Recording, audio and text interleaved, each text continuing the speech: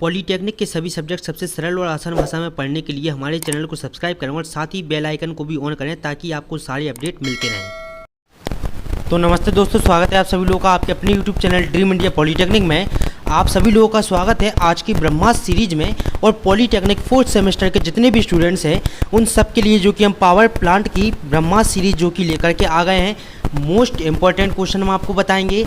और अगर आप इस पूरी ब्रह्मास्त्र सीरीज को देख लेते हैं तो इस चीज़ की हम आपको गारंटी देते हैं कि आप जो कि है बड़े ही आसान से पावर प्लांट का जो कि है पूरा पेपर कर लेंगे और सबसे जल्दी कर लेंगे। ठीक है, तो बिल्कुल भी आपको परेशान होने की ज़रूरत नहीं है।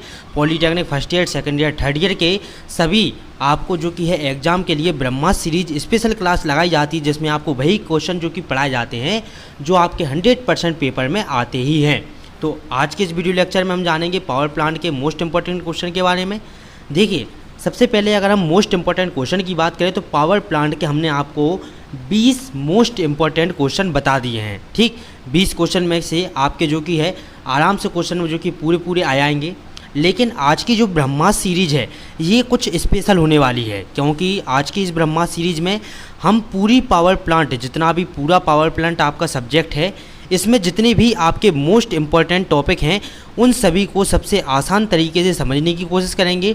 और साथ ही साथ जो मोस्ट इम्पॉर्टेंट टॉपिक हैं उन सभी के बारे में हम डिटेल से पढ़ेंगे। तो चलिए वीडियो को शुरू करते हैं। तो जिन लोगों ने अभी तक वीडियो को शेयर नहीं किया है, वीडियो को शेयर कर दें। चैनल को सब्सक्राइब नहीं किया है तो चैनल को सब्सक्राइब कर दें। और साथ ही साथ हम आप लोगों को बता दें कि आपको हमारे चैनल पर ऐसी ही अपडेट जो कि मिलते रहते हैं। और एक चीज़ और जो आपको इन्फॉर्मेशन दे दें कि फिफ्थ जिनका भी 5 और 6 जो आपके सीनियर्स वगैरह हों, तो 5 और 6 को जो आपका पेपर था वो अब आपका 16 और 18 को होने वाला है। तो आपका कोई भी पॉलीटेक्निक फोर्थ सेमेस्टर के स्टूडेंट्स को घबराने की ज़रूरत नहीं है। आपके जितने सारे पेपर जिस तारीख को थे वह उतनी तारीख को ही होंगे। जो डेट चेंज हुई है तो वो केवल 6 सेमेस्टर वालों के लिए ही हुई है। ठीक, तो आप लोग परेशान ना हो बिल्कुल भी अगर आपको कहीं से न्यूज़ पता चले। ठीक है, और पॉलीटेक्निक की न्यूज़ को जानने के लिए, सबसे पहले जानने के लिए हमारे चैनल को सब्सक्राइब करें और हमारे साथ जुड़ें। तो चलिए आज का वीडियो लेक्चर शुरू करते हैं। और पावर प्लांट में जितने भी आपके मोस्ट इम्पॉर्टेंट टॉपिक हैं उन सभी के बारे में जानते हैं। एक चीज़ आप याद रखिएगा कि आपके जो पेपर आ रहे हैं इस बार जो कि है पैटर्न हल्का सा चेंज हुआ है। ठीक, कौन सी चीज़ कहाँ से पूछ ले ये हमें पता नहीं है। मोस्ट इम्पॉर्टेंट क्वेश्चन तो आपके आएंगे ही। आज साथ ही साथ हम आपके जितने भी आपके पूरे सब्जेक्ट में मोस्ट इम्पॉर्टेंट क्वेश्चन हैं उन सभी को कवर करते हैं। और अगर आप आज की 1-1.5-2 घंटे की वीडियो लेक्चर देख लेते हैं तो आपकी जो कि है ऑल क्लियर तो आप गारंटेड होंगे। साथ ही साथ आप 35+ 40+ नंबर बड़े ही आसानी से ला सकते हैं। तो चलिए वीडियो को शुरू करते हैं बिना किसी देरी से। तो देखिए, पावर प्लांट सब्जेक्ट को जो कि हम शुरू से आज स्टार्ट करने वाले हैं, आपके बेसिक से जितने भी क्वेश्चन आपके मोस्ट इम्पॉर्टेंट बन सकते हैं उन सभी के बारे में हम जानते हैं। आज के वीडियो लेक्चर को पूरा देख लें और आप 35+ 40 नंबर आराम से लेते आएंगे। ठीक, सबसे पहले आपका जो क्वेश्चन बनता है कि परंपरागत और गैर परंपरागत ऊर्जा स्रोत क्या होता है, इसके बारे में बताइए। तो देखिए, परंपरागत ऊर्जा स्रोत क्या होता है? अधिकांश जीवाश्म ईंधन भूमि के अंदर पाए जाते हैं। कोयला, तेल, प्राकृतिक गैस इसमें उदाहरण है। परंपरागत नवीनीकरणीय ऊर्जा स्रोत कौन कौन से होते हैं? देखिए, परंपरागत के अंतर्गत आपके 2 आते हैं, एक परंपरागत अनवीनीकरणीय और एक परंपरागत नवीनीकरणीय ऊर्जा स्रोत। ठीक, हमने अनवीनीकरणीय पढ़ लिया। नवीनीकरणीय क्या होता है? आपका भूमि के ऊपर जीवाश्मीय ईंधन के रूप में पाए जाने वाले ईंधन हमारे क्या कहलाते हैं? परंपरागत जीवाश्म परंपरागत नवीनीकरणीय ऊर्जा स्रोत कहलाते हैं। जैसे कि लकड़ी, गोबर, कृषि, वनस्पति अपशिष्ट, लकड़ी का चारकोल आदि इसके उदाहरण हैं। अब गैर परंपरागत ऊर्जा स्रोत की अगर हम बात करें तो सौर ऊर्जा, जलीय ऊर्जा, पवन ऊर्जा, नाभिकीय ऊर्जा, हाइड्रोजन ऊर्जा, भूतापीय ऊर्जा, जैव ऊर्जा, ज्वारीय ऊर्जा, जैव ईंधन, जीवाश्म ऊर्जा, बायोमास और बायोगैस इसके क्या हैं? आपके एग्जाम्पल हैं। किसके? गैर परंपरागत ऊर्जा स्रोत के एग्जाम्पल हैं। और अब गैर परंपरागत ऊर्जा स्रोत के बारे में हमने एनर्जी कंजर्वेशन में बहुत ही अच्छे से पढ़ा है। तो जिन भी स्टूडेंट्स ने पॉलीटेक्निक फोर्थ सेमेस्टर के किसी भी सब्जेक्ट के अगर आपको नोट्स लेना है तो आप हमारे नंबर 8738816305 पर कॉन्टैक्ट कर सकते हैं। अब अगले बढ़ते हम आगे। गैर परंपरागत ऊर्जा स्रोत क्या होते हैं? जैसे कि जीवाश्म ऊर्जा, जलीय ऊर्जा और पवन ऊर्जा। तो जीवाश्म ऊर्जा, जलीय ऊर्जा, पवन ऊर्जा, इन तीनों के बारे में आपको डिटेल से पढ़ना है। अब बात आती है टाइप ऑफ पावर प्लांट की। तो मोस्ट इंपॉर्टेंट क्वेश्चन आपके यहाँ से बनते हैं किससे? टाइप ऑफ पावर प्लांट से। देखिए, टाइप ऑफ पावर प्लांट में पहला आपका आता है थर्मल पावर प्लांट, दूसरा आता है गैस पावर प्लांट, तीसरा आता है हाइड्रो पावर प्लांट, चौथा आता है IEC power plant, nuclear power plant, solar power plant और डीजल पावर प्लांट। अब इसमें आपके मोस्ट इंपॉर्टेंट कौन कौन से हैं, आपके thermal power plant, hydro power plant, nuclear power plant और डीजल पावर प्लांट। ये मोस्ट इंपॉर्टेंट क्वेश्चन है। नीचे एक लाइन लिखी है कि सभी पावर प्लांट का मकसद एक ही होता है, क्या होता है, बिजली को उत्पन्न करना, बिजली को बनाना ही हमारे सभी पावर प्लांट का मकसद होता है। अब यहाँ पर देखिए बात कर लेते हैं किसकी, थर्मल पावर प्लांट की। सबसे पहला जो मोस्ट इंपॉर्टेंट क्वेश्चन आपका यहाँ से बनता है कि थर्मल पावर प्लांट क्या होता है, विस्तार से इसका वर्णन कीजिए। देखिए, एक ऐसी जगह जहाँ बिजली को जनरेट किया जाता है, मतलब कि जहाँ पर बिजली को बनाया जाता है, उसे पावर प्लांट कहते हैं। सभी लोगों को पता है पावर प्लांट का मुख्य भाग टरबाइन होता है। उस टरबाइन को चलाने के लिए भाप का उपयोग किया जाता है।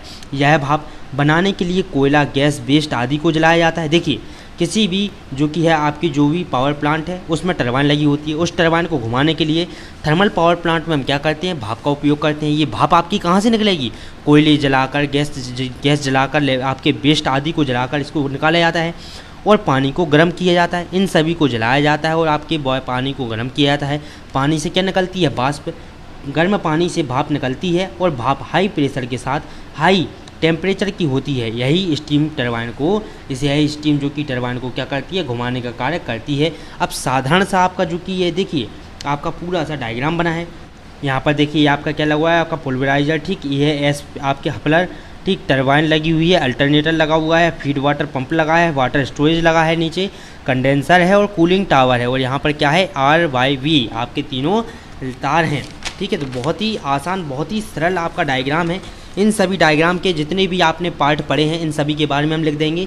सबसे पहले कोल होपर क्या होता है, इसमें ईंधन के टुकड़े करके डाले जाता है और कोल होपर से कोयला पल्वराइजर में जाता है। अब देखिए पुलवराइजर क्या होता है, पुलवराइजर क्या होता है, चूर्ण, मतलब कि इसका काम आटा पीसने वाली चक्की के समान होता है।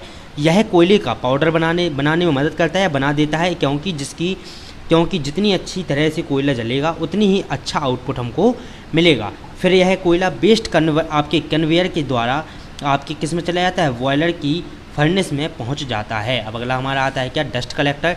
तो डस्ट कलेक्टर क्या काम करता है, डस्ट कलेक्टर आपके बॉयलर से निकलने वाली गैस में एस के पार्टिकल होते हैं। अब एस क्या होता है, तो एस एक ऐसा पार्टिकल होता है जो अगर हमारी आंखों में चला जाता है तो हमारी आंखों को क्या पहुंचा सकता है, बहुत ज़्यादा नुकसान जो कि है पहुंचा सकता है। इसी पार्टिकल को हम एस पार्टिकल कहते हैं।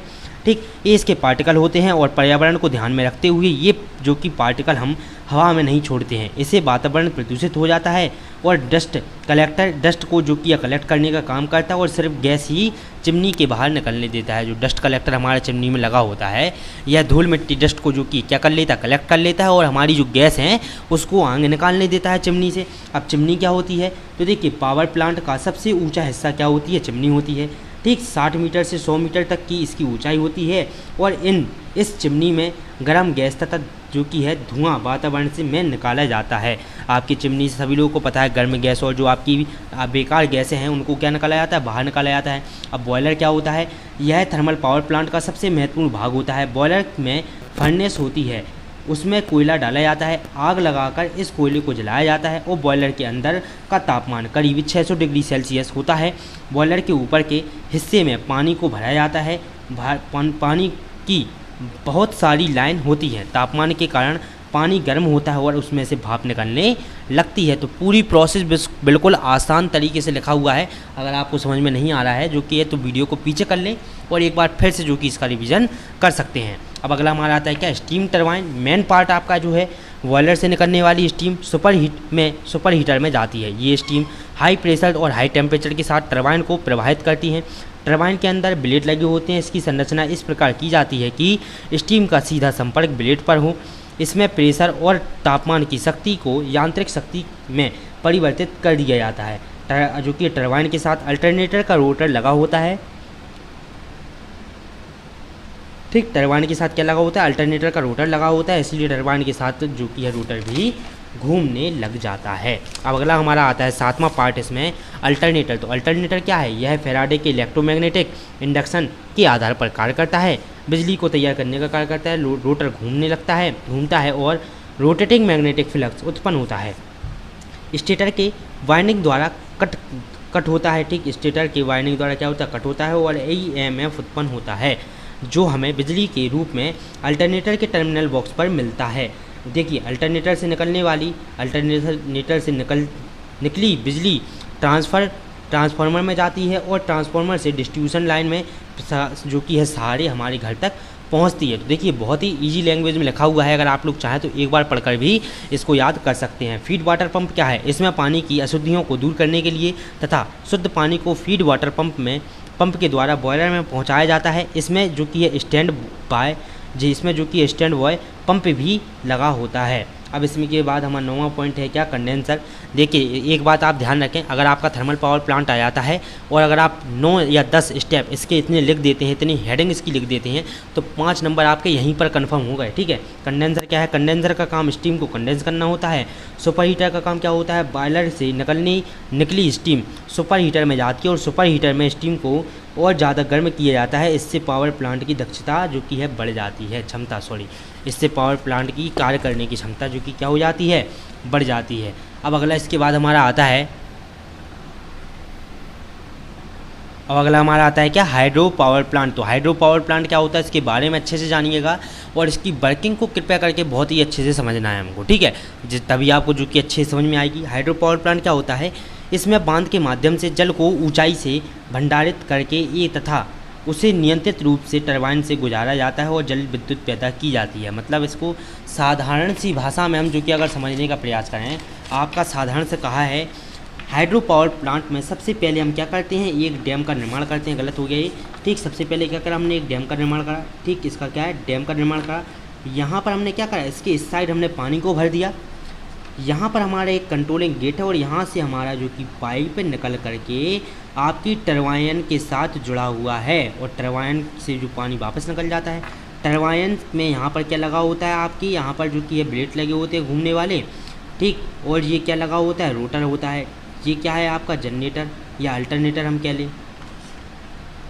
ठीक, अल्टरनेटर यहाँ पर आप आराम से लिख ले, अल्टरनेटर है। ये टरबाइन है, ये रोटर इससे जुड़ा हुआ है। तो जैसे ही आपकी टरबाइन घूमेगी, अल्टरनेटर का रोटर घूमने लगता है। अल्टरनेटर का रोटर घूमेगा तो ये क्या करेगा? विद्युत सप्लाई प्रदान करने का यहाँ से हमको काम करेगा। बहुत ही आसान सी वर्किंग है। अगर आप लोग समझें, अच्छे से पढ़ने का प्रयास करें, एक बार में समझने का प्रयास करें, तो एक बार याद करने में ही आपको सारा कुछ याद हो जाता है। और अगर आज की वीडियो लेक्चर आप पूरा देख लेते हैं तो फिर आपको वैसे ही याद हो जाएगा। हाइड्रो पावर प्लांट देखिए समझते हैं। इसमें बांध के माध्यम से जल को ऊंचाई से गिराया जाता है, भंडार करके तथा उसे नियंत्रित रूप से टरबाइन से गुजारा जाता है, जिससे जल विद्युत पैदा होती है। मुख्य भाग कौन कौन से होते हैं? जलाशय होता है, जल कपाट होता है, विद्युत गृह होता है, पाइप होता है, टरबाइन होती है, उच्च वोल्टता की लाइन होती है, विद्युत जनित्र होता है और नदी होती है। इसका ये है डायग्राम। अगर ये ऐसे ही डिट्टो का डायग्राम आप बना आते हैं तो केवल और केवल डायग्राम के ही आपको 2 से 3 नंबर आसानी से मिल जाते हैं। तो चलिए अब इन सभी पार्ट्स के बारे में जो कि हम पढ़ते हैं और हाइड्रो पावर प्लांट आखिर काम कैसे करता है इसके बारे में भी हम समझते हैं। इसमें देखिए हम आगे लिखेंगे कि इस पावर प्लांट में हम सबसे पहले एक डैम बनाते हैं और नदी का पानी उसमें जो कि है एकत्रित कर लेते हैं, इकट्ठा कर लेते हैं। डैम में एक जो कि है कंट्रोलिंग गेट लगा होता है, जो पानी की धारा को नियंत्रित करके पाइप द्वारा जो कि है टरबाइन तक पहुंचाता है। टरबाइन जनरेटर से जुड़ी होती है। पानी की धारा जल टरबाइन पर गिरती है तो यह टरबाइन तेज़ी से घूमने लग जाती है। टरबाइन घूमने पर जनरेटर को विद्युत ऊर्जा उत्पन्न होती है और आपके पावर हाउस में इस ऊर्जा को एकत्रित किया जाता है और फिर पावर हाउस से इस विद्युत ऊर्जा को लाइन की सहायता से हमारे घरों तक पहुंचाया जाता है। बहुत ही सिंपल, बहुत ही आसान, बहुत ही इजी जो कि है डेफिनेशंस लिखी हुई हैं। नोट्स आपके इस तरह से तैयार किए गए हैं। टेक्निकल भाषा को कम से कम उपयोग किया गया है और आपकी नॉर्मली भाषा का उपयोग ज़्यादा किया गया है। तो अगर आप नोट्स ले लेते हैं तो आप पास तो बिल्कुल आसानी से हो जाएंगे, बिल्कुल भी आप टेंशन ना ले। ये क्या है? इसका डायग्राम है। तो हाइड्रो पावर प्लांट का डायग्राम हम आपको टेलीग्राम पर सेंड कर देंगे, तो बिल्कुल भी आपको परेशानी नहीं होनी है। बहुत ही ज़्यादा कुछ ज़्यादा इसका बड़ा डायग्राम है, लेकिन अगर आप इस डायग्राम को समझ के बनाते हैं ना, तो आपको जो कि है बहुत ही अच्छे से पूरी वर्किंग याद हो जाएगी। तो चलिए अब इसके आगे टॉपिक की ओर बढ़ते हैं और हमारा नेक्स्ट जो पावर प्लांट आता है वो आता है न्यूक्लियर पावर प्लांट क्या होता है। तो देखिए न्यूक्लियर पावर प्लांट नाभिकीय ऊर्जा संयंत्र एक थर्मल पावर स्टेशन है जिसमें ऊष्मा स्रोत एक नाभिकीय रिएक्टर होता है और जैसा कि अर्थ पावर स्टेशन के लिए विशेष है।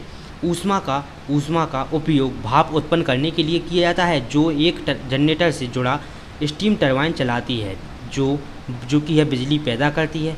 अब इसके बाद 2 डायग्राम हमने आपको इसमें दिए हैं चॉइस में। आपको अगर चाहें तो आप ये वाला डायग्राम बना लें, और अगर आप चाहें तो ये वाला डायग्राम बना लें। दोनों ही डायग्राम अच्छे हैं, सरल हैं। ये आपका ब्लॉक डायग्राम है और ये नॉर्मली डायग्राम है, ठीक। दोनों में से कोई भी डायग्राम आप बना सकते हैं। इसके बाद चलिए हम बढ़ते हैं आगे अगले क्वेश्चन की ओर। अभी आपको जो कि न्यूक्लियर पावर प्लांट में जितने मोस्ट इम्पोर्टेंट आपके भाग हैं इसमें, उन सभी के बारे में पढ़ना है। देखिए, रिएक्टर कोड पहला आता है कि इसमें ईंधन तत्व, आपके नियंत्रण छड़ और शीतलन और आपके मॉडरेटर जो कि ये शामिल होता है। दूसरा आता है कंट्रोल रोड्स। तो कंट्रोल रोड्स क्या होता है? यह जो कि है कैडमियम या आपके बोरोन जैसी भारी द्रव्यमान तापमान से बनी होती है। यह केवल न्यूट्रॉन को जो कि अवशोषित करता है, ताकि यह या तो जो कि है यह या तो जो कि है प्रक्रिया बनाए रखे या फिर रोक सके। इसके बाद कंडेंसर का उपयोग क्या होता है? इसका काम स्टीम को कंडेंस करना होता है। प्रेशराइज्ड का क्या काम होता है? इसका मुख्य भूमिका एक प्रेशराइज्ड वाटर रिएक्टर में जो कि है रिएक्टर कूलिंग प्रेशर को जो कि है वांछित स्तर पर पहुंचाने का कार्य करता है। वर्किंग के बारे में हम समझेंगे तो इसमें कंट्रोल रॉड को बाहर की तरफ खींचा जाता है। इससे जो कि है इलेक्ट्रॉन की मूवमेंट शुरू हो जाती है और आपके इलेक्ट्रॉन जो कि है फ्लू रॉड पर जो कि है टकराते हैं और जो कि ये रिएक्शन शुरू हो जाती है और रिएक्टर के अंदर हीट उत्पन्न होती है और जो कि है यह हीट एक्सचेंजर से जो कि है स्टीम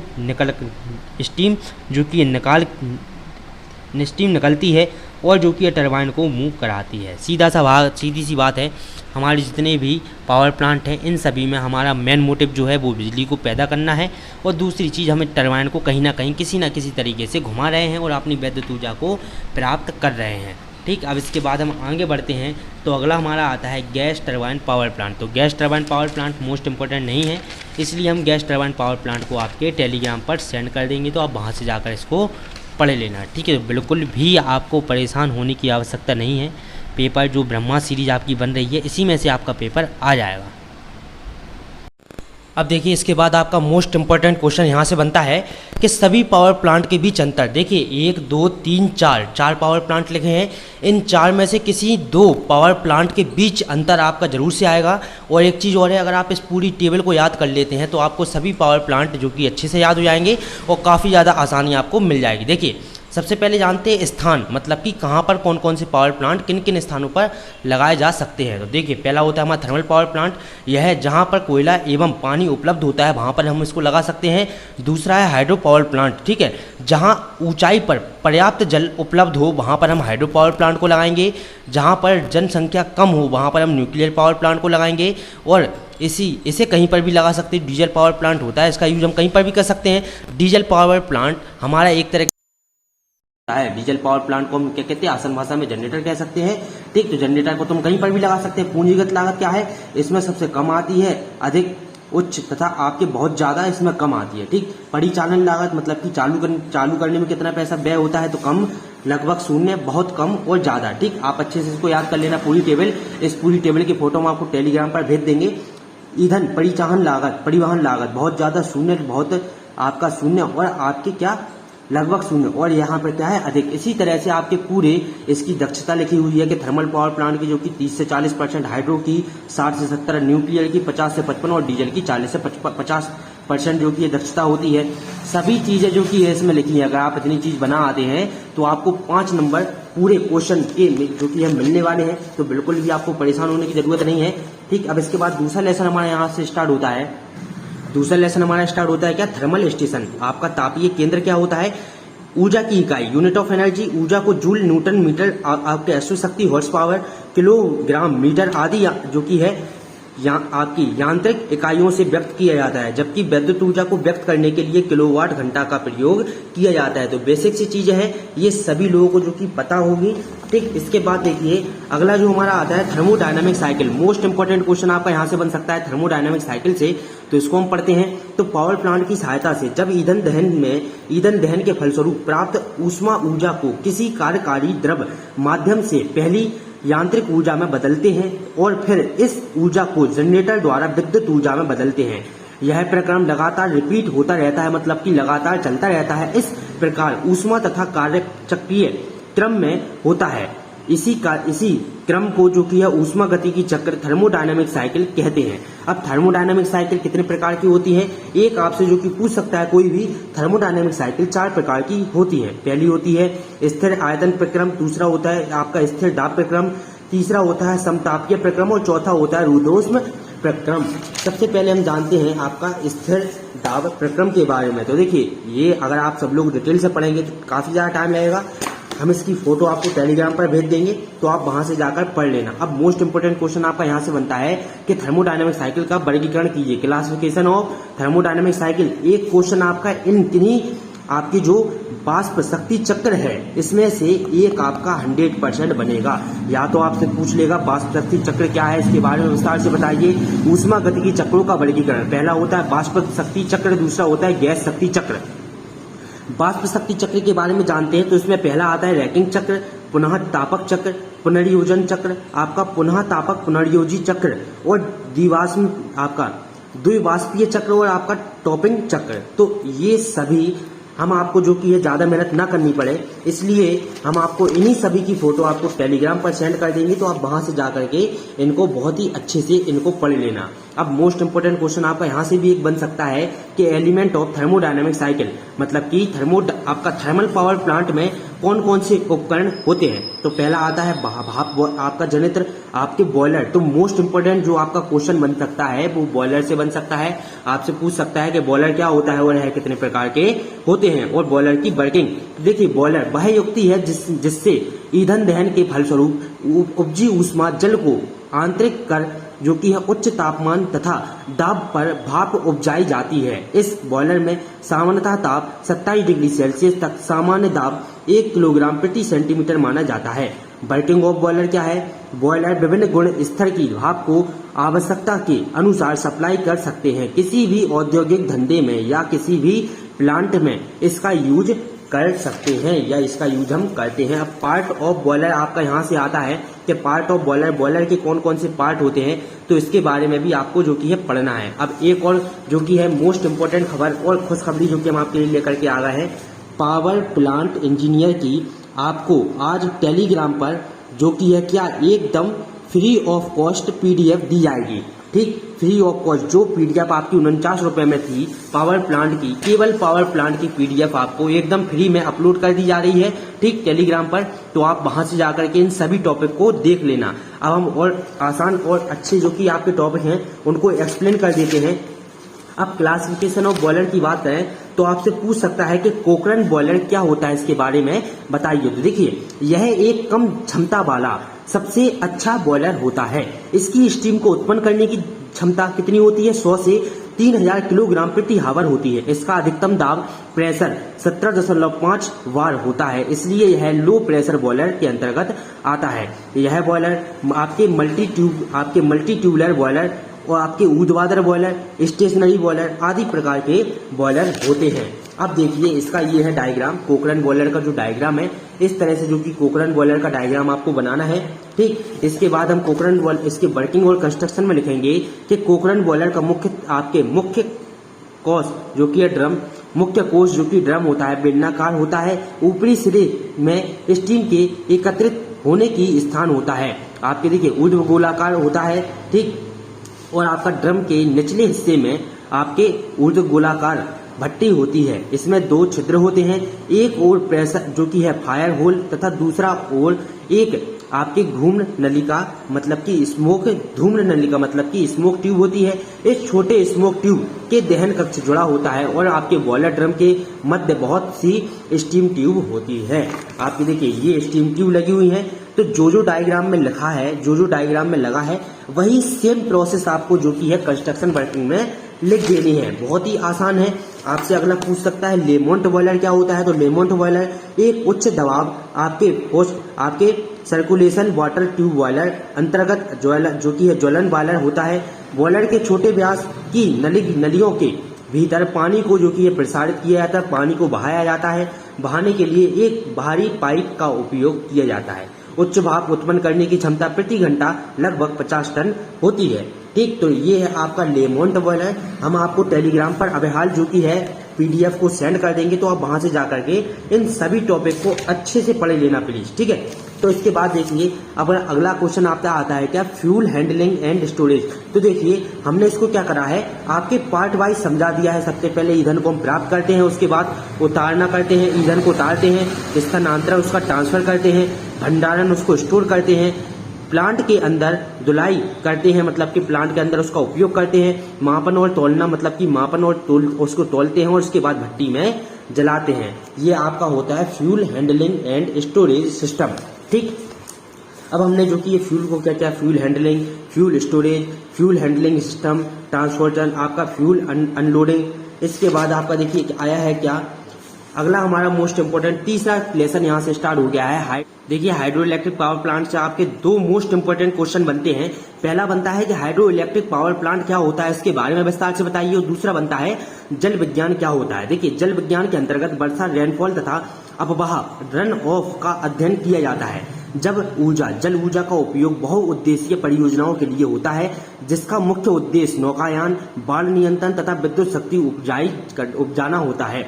जल का वाष्पन तथा अपक्षेपण प्राकृतिक प्रक्रिया है, जिस कारण जल ऊर्जा का सस्ता एवं सुलभ स्रोत है। जल शक्ति संयंत्रों के स्थल पर जल को एकत्रित कर लिया जाता है, जिससे संयंत्र में जल की आपूर्ति पूरे वर्ष भर कर ली जाती है। मतलब कि सीधा सा इसका मतलब है जो जल और रन ऑफ का जो कि आपका पानी आता है, इसका अध्ययन किया जाता है इसके अंतर्गत, किसके, आपके हाइड्रोलॉजी जल विज्ञान के अंतर्गत। और जो आपके वर्षा से जल हमारा आपके जलाशय में इकट्ठा हुआ है, इसका उपयोग हम हाइड्रो पावर प्लांट में पूरे जो कि है आपके साल भर आराम से कर सकते हैं।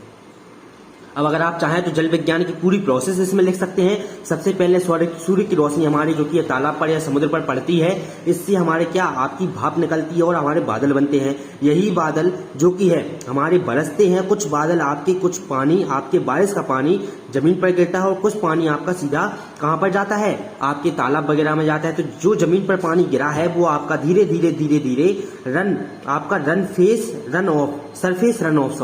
सरफेस रन ऑफ मतलब कि जमीन से आपकी कहां पर, तालाब में इकट्ठा हो जाता है।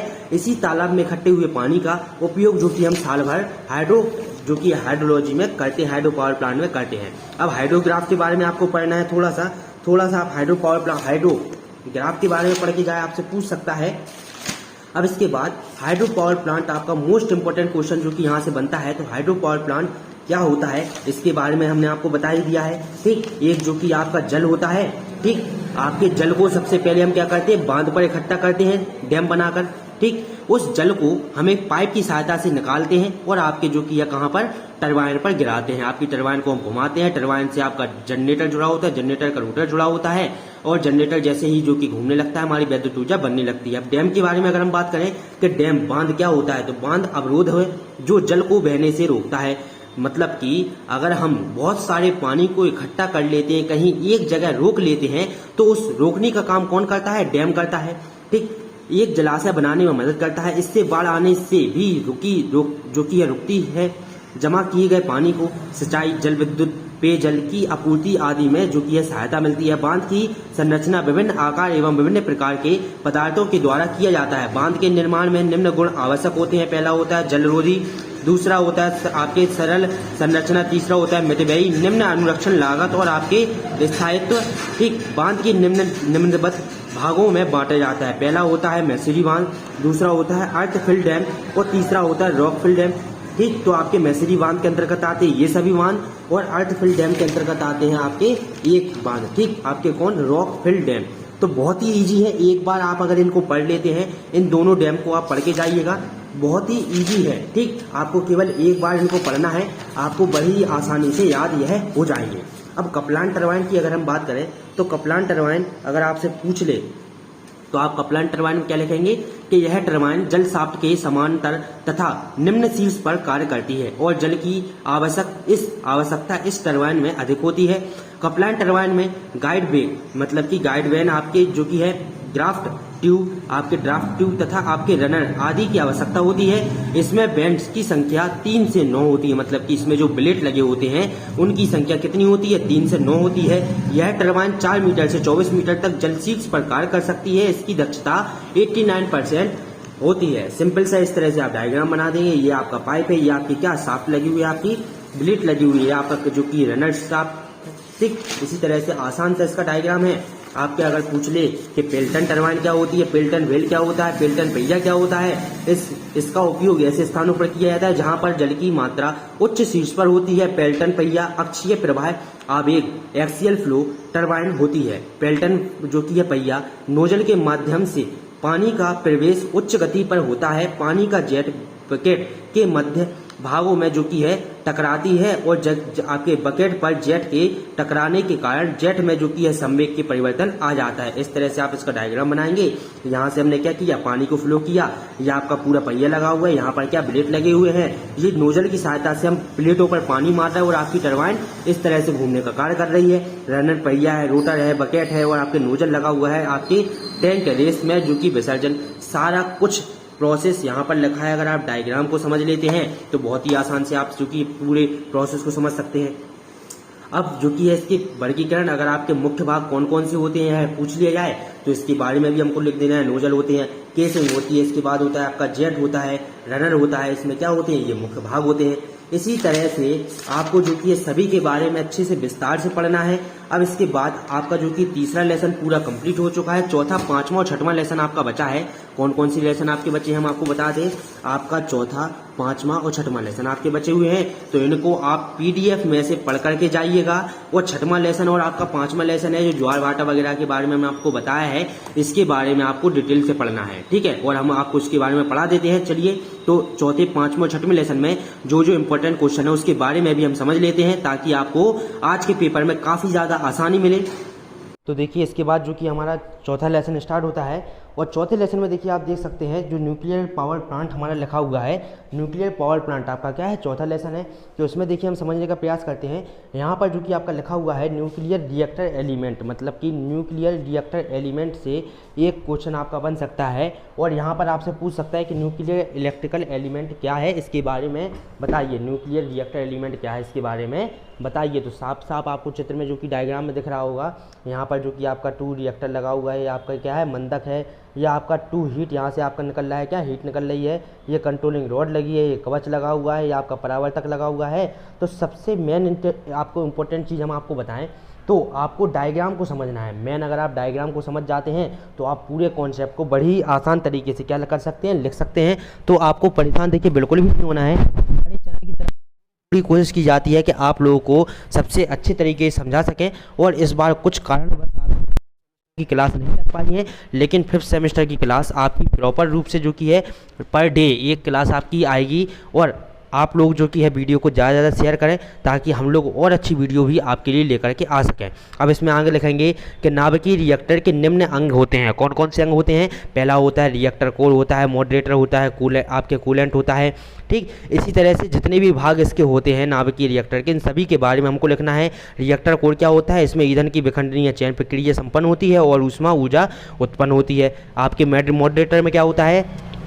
यह तेज गति वाले न्यूक्लियर को धीमा करने के लिए प्रयोग किया जाता है। इसके लिए हल्के परमाणु वाले पदार्थ जैसे कि H2, ग्रेफाइट, हैवी वाटर, ठीक, आदि की जो कि क्या होती है हमें आवश्यकता होती है।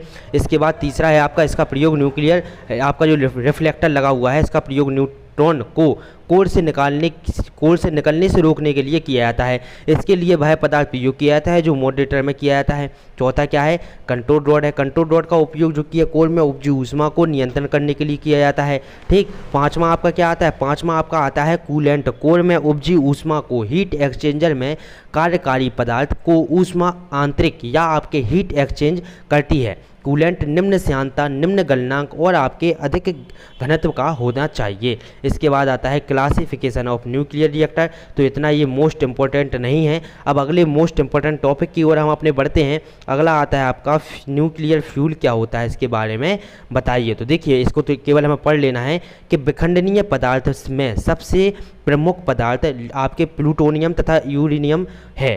इन दोनों में से एक यूरेनियम एक ऐसा पदार्थ होता है जो प्राकृतिक रूप में पाया जाता है, प्रकृति में पाया जाता है। यह यूरेनियम के विखंडनीय द्वारा जो कि है प्लेटिनियम बनाया जाता है। तो इसी तरह से आपको जो कि पूरा इसमें लिख देना है classification of nuclear power plant. आप एक बार हल्का से जो कि इसको पढ़ लेंगे। इसके बाद एडवांटेज डिसएडवांटेज जो कि लिखे हुए हैं इसमें। अब अगला जो हमारा आता है 5वां मोस्ट इंपॉर्टेंट चैप्टर स्टार्ट होता है डीजल पावर प्लांट। सबसे पहले तो आपसे यही पूछ सकता है कि डीजल पावर प्लांट क्या होता है, इसके बारे में विस्तार से बताइए। तो सबसे पहले ही हम आपको डीजल पावर प्लांट के बारे में पढ़ा चुके हैं, इसका डायग्राम दिखा चुके हैं, तो आप वहाँ से जाकर जो कि इसको पढ़ लेना। पहले आपने जिन लोगों ने जो कि ये शुरू से वीडियो नहीं देखी है तो वो शुरू से वीडियो देख ले, फर्स्ट लेसन में हमने इसको कवर किया है। अब डीजल पावर प्लांट के बारे में समझेंगे कि डीजल इंजन अंतदहन इंजनों के सिद्धांत पर कार्य करता है। इस सिद्धांत के अंतर्गत सिलेंडर के अंदर ईंधन जलता है। ठीक, आपके सिलेंडर के अंदर जो कि क्या करता है, ईंधन जलता है। ईंधन के जलने से उपजी शक्ति के द्वारा पिस्टन पश्चात गति से चलने लगता है और पिस्टन का संबंध संयोजन दंड मतलब कि किससे, आपके शाफ्ट से होता है। ठीक, इसी तरह से जो कि क्या करता है, आपका शाफ्ट घूमता है तो आपका अल्टरनेटर में क्या आपकी जो कि है आपकी विद्युत ऊर्जा बनने लगती है।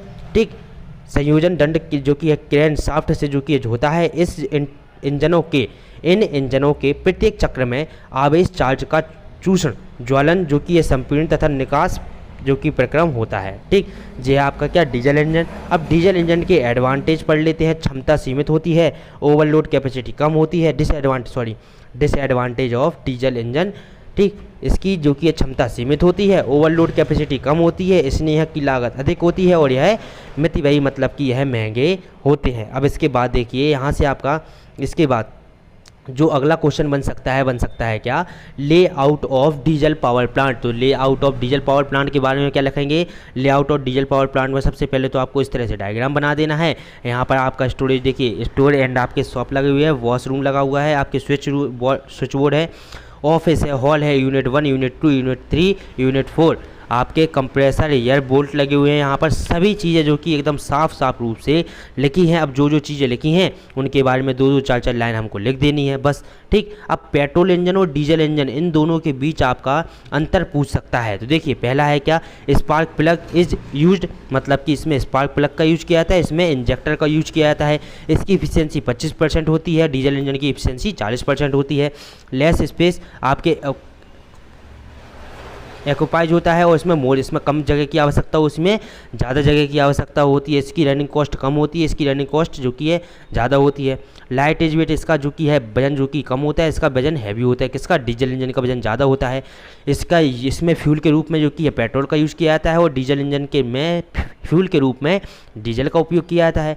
तो बहुत ही आसान सा है इसका उपयोग, जो आपके लाइट वेट व्हीकल होते हैं उसमें कराया जाता है, जैसे कि कार, मोटरसाइकिल, और इसमें जो हैवी व्हीकल्स होते हैं जैसे कि ट्रक हो गया, ट्रैक्टर हो गया, उसमें हम किसका उपयोग करते हैं, डीजल इंजन का उपयोग करते हैं। अब गैस टरबाइन पावर प्लांट आपसे पूछ सकता है हल्का सा, जो कि इसके बारे में आपको पढ़ करके जाना है। ठीक, मोस्ट इंपॉर्टेंट आपका ये नहीं है।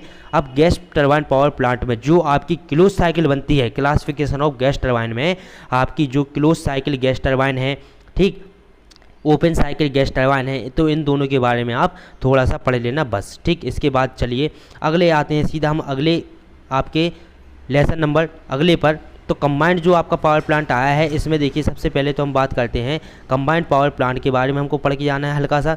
इसके बाद देखिए आपका जो मोस्ट इंपॉर्टेंट टॉपिक की ओर हम अपने बढ़ रहे हैं, तो मोस्ट इंपॉर्टेंट टॉपिक आपके यहाँ पर आते हैं क्या, non conventional source of energy, ऊर्जा के बाह्य स्रोत जो सामान्यतः आसानी से उपलब्ध होते हैं, ऊर्जा के पर अपरंपरागत स्रोत कहलाते हैं, जैसे कि सौर ऊर्जा, वायु ऊर्जा, बायोमास, भूतापीय, ज्वारीय, जीवाश्म। सबसे पहले ही हम आपको इसके बारे में पढ़ा चुके हैं। Advantage of non conversion energy sources, आपके नॉन कन्वर्सन एनर्जी सोर्सेज के क्या क्या लाभ हैं, क्या क्या इसमें हानियां हैं। टाइप ऑफ एनर्जी, आपके नॉन कन्वर्सन एनर्जी सोर्स, तो सौर ऊर्जा के बारे में आपको पढ़ करके जाना है। ठीक, आपका देखिए wind energy, biomass energy, hydro energy, ये सभी क्या होते हैं। अगर आप थोड़ा 2-2, 3-3 लाइन अगर इनके बारे में पढ़ लेते तो कोई भी घाटा आपका नहीं है। बायोमास एनर्जी क्या होता है, कार्बन पदार्थ की बायोमास कहलाता है। कार्बन पदार्थ को बायोमास कहते हैं जो वृक्ष, पशु आदि से प्राप्त होती है। हम सौर ऊर्जा से बायोमास ऊर्जा की तुलना कर सकते हैं, क्योंकि यह अप्रत्यक्ष रूप से पेड़ों की प्रकाश संयोज आपके संश्लेषण द्वारा उगने में मदद करती है। ठीक, ये है इसके उपयोग है, ये बायोमास है। ठीक, इसके बाद हमारे आप बढ़ते हैं, इसका डायग्राम जो कि यहाँ पर बना हुआ है, इसके उपयोग भी लिखे हुए हैं। विंड एनर्जी क्या है, हमने एनर्जी कंजर्वेशन में इन सभी टॉपिक के बारे में पढ़ा हुआ है। तो विंड एनर्जी क्या होती है, वायु से हवा से जो एनर्जी को हम विद्युत एनर्जी में कन्वर्ट करते हैं या फिर वायु से प्राप्त ऊर्जा को हम विंड एनर्जी कहते हैं। पूरा आप डिटेल से पढ़ लेना, इसमें सब कुछ लिखा हुआ है। इसके बाद देखिए विंड एनर्जी में क्या करते हैं, हम एक खम्मा लगाते हैं, खम्भे के ऊपर क्या लगा देते हैं, पंखड़ी लगा देते हैं बड़ी सी, ठीक, विंड लगा देते हैं। वो हवा जब आपकी चलती है तो पंखड़ी घूमती है, पंखड़ी से शाफ्ट जुड़ी होती है आर्मेचर की, आर्मेचर क्या करता है, विद्युत ऊर्जा बनाती है। जियोथर्मल एनर्जी क्या होती है इसके बारे में आपको पढ़ करके जाना है। और इसके बाद आपको पढ़ना है टाइडल्स एनर्जी वगैरह के बारे में। देखिए माइक्रो हाइड्रो एनर्जी ये आपका मोस्ट इंपॉर्टेंट नहीं है, इसके बारे में अगर आप चाहें तो इसे छोड़ भी सकते हैं। अगला आता है हमारा मोस्ट इंपॉर्टेंट, टाइडल एनर्जी क्या होती है। ये आपसे पूछ सकता है कि टाइडल एनर्जी क्या है, समुद्री ऊर्जा क्या है। तो समुद्र के पानी को ज्वार एवं भाटा के अंतर के परिणाम स्वरूप समुद्री ज्वार ऊर्जा उत्पन्न होती है। ज्वार के कारण पानी की जो कि स्थितिज ऊर्जा अधिक हो जाती है, यह स्थितिज ऊर्जा की समुद्र ज्वारीय ऊर्जा कहलाती है। एक जब आपका चंद्रमा आता है, आपके समुद्र में जो लहरें उत्पन्न होती है, लहरें उठती हैं, ठीक, तो क्यों उठती हैं? आपके देखिए चंद्रमा का गुरुत्वाकर्षण बल होता है और आपकी धरती का भी गुरुत्वाकर्षण बल होता है। तो चंद्रमा का गुरुत्वाकर्षण बल, जब चंद्र ग्रहण होता है तो चंद्रमा की शक्ति बढ़ जाती है। अब चंद्रमा का जो समझा दी, चंद्रमा का जो गुरुत्वाकर्षण बल है वो आपके समुद्र के पानी को इस तरह से ऊपर खींचता है। क्या करता है, इस तरह से जो कि आपके पानी को ऊपर खींचता है, ठीक, इस तरह से आपके पानी को ऊपर खींचता है। और आपके धरती का गुरुत्वाकर्षण बल क्या करता है, आपके इसी पानी को नीचे की ओर खींचता है। क्या करता है, आपके इसी पानी को क्या करता है, नीचे की ओर खींचता है। तो चंद्रमा ने ऊपर खींचा, समुद्र ने, आपके धरती ने नीचे खींचा, चंद्रमा ने ऊपर खींचा और धरती ने क्या खींचा, नीचे खींचा आपके पानी को। इसी कारण हमारा ज्वार भाटा वगैरह उत्पन्न होते हैं। आपके कंपोनेंट ऑफ टाइडल एनर्जी क्या क्या होते हैं, बांध, आपके पावर हाउस, इन सभी के बारे में आपको 2-2 3-3 लाइन लिख देनी है। इसी तरह से जो कि हमारे पावर प्लांट का पूरा कोर्स खत्म होता हुआ जितने भी मोस्ट इंपॉर्टेंट क्वेश्चन आपके बन सकते थे, हमने उन सभी को यहाँ पर पढ़ लिया है। और ब्रह्मास्त्र सीरीज में आपको जो पढ़ाया जाता है उन्हीं में से आपके क्वेश्चन आ जाते हैं। रिवीजन बहुत ही बढ़िया कराया जाता है। पावर प्लांट में ज़्यादा समय नहीं मिला है, लेकिन अगला जो आपका पेपर होगा उसमें बहुत ही बेहतरीन तैयारी हमारे चैनल पर पॉलीटेक्निक 4th सेमेस्टर की कराई जाने वाली है। तो आप लोग बिल्कुल भी परेशान ना हो, बहुत ही बढ़िया वीडियो लेक्चर आपके लिए लेकर के आएंगे, जिससे कि आपको सभी टॉपिक को आसान और सरल भाषा में समझने में आसानी होगी। तो चलिए मिलते हैं अगले वीडियो लेक्चर में, जब तक के लिए नमस्ते, जय हिंद। वीडियो को ज़्यादा से ज़्यादा शेयर करें, सभी लोग सभी जगह वीडियो को फैला दें, अपने सभी ग्रुप में शेयर कर दें। और हमारे चैनल की तरफ से आपको पूरा सपोर्ट जो कि है देखने को मिलेगा। और लेकिन आप लोग भी जो कि वीडियो को ज़्यादा से ज़्यादा सपोर्ट करें, चैनल को ज़्यादा से ज़्यादा सपोर्ट करें, ठीक है। तो चलिए मिलते हैं अगले वीडियो लेक्चर में, नमस्ते, जय हिंद। पॉलीटेक्निक के सभी सब्जेक्ट सबसे सरल और आसान भाषा में पढ़ने के लिए हमारे चैनल को सब्सक्राइब करें और साथ ही बेल आइकन को भी ऑन करें ताकि आपको सारे अपडेट मिलते रहें।